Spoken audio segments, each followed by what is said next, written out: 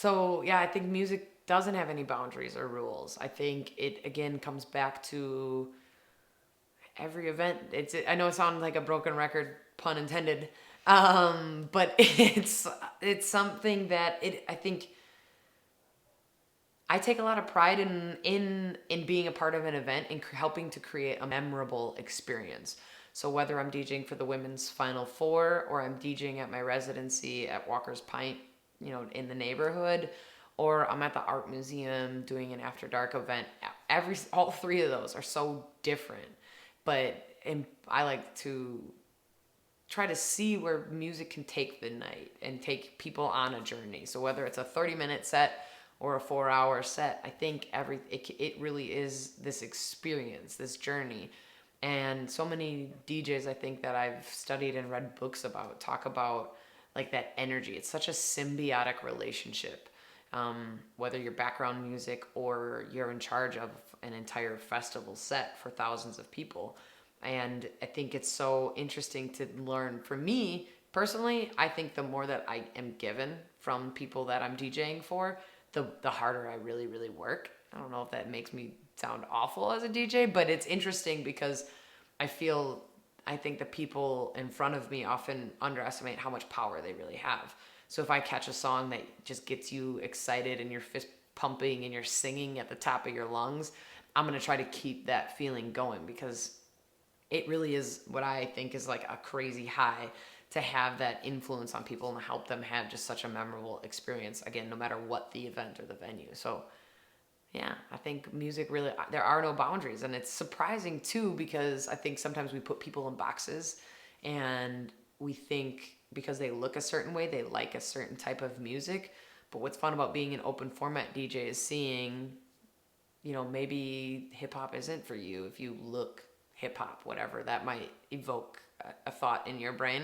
And I play a country song and it just hits you hard and you love it. And so I have so much fun with that. And that's where I think music really doesn't have any boundaries. So certain music for certain venues. I think for me, I have so many different facets of what I do as a DJ. So like this past week, I got to DJ. I was the first DJ at Fiserv Forum for the construction workers, the craft workers that helped build the new arena. And for me, I had kind of a guideline go into it, but I feel like I always try to read the room as best as I can. The only time that I'll have a set sort of, and I sometimes deviate, are my festival sets where I have 50 minutes and you just want to go out there and just sort of like crush it and play your best that you can play for those 50 minutes. But when I have the 4-hour sets that you're from like 10 p.m. until bar close, to me that the first song sort of always is what I'm feeling, to be honest. Like at least at my residency on Saturday nights, that's something that I feel that I just kind of put out there.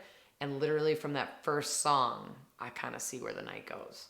And again, it might sound silly to some people, but in that anywhere from like 3 to 4 minutes of that song, you can tell a lot about where the night is gonna go and where you want to try to help dictate it to go. And so I always think like that first song sort of sets the tone.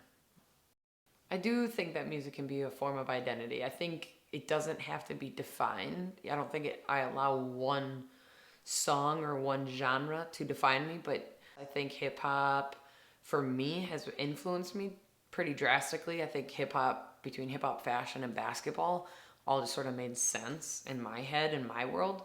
I don't ever remember warming up for a basketball game without music. And I don't ever remember like going into the weight room with our team without music. The most powerful aspect of hip hop, again, in my experience, is a community standpoint. Not only from a music aspect, but this is something I kind of giggle about because I wouldn't identify as a dancer or a break dancer. But when I was in undergrad at University of Wisconsin-Madison, I joined the breakdancing club. And to me, it was one of the coolest things that I got to be a part of. They just welcomed everybody with open arms. And again, you incorporate obviously really good music in there and movement. And it was that's what I love about hip hop. I think you include the like turntables and all of that stuff, basketball and fashion for me just always like, it makes me smile, it makes me happy. And the idea of like a community coming together because music is so powerful. And then you have all these other things that branch out of that.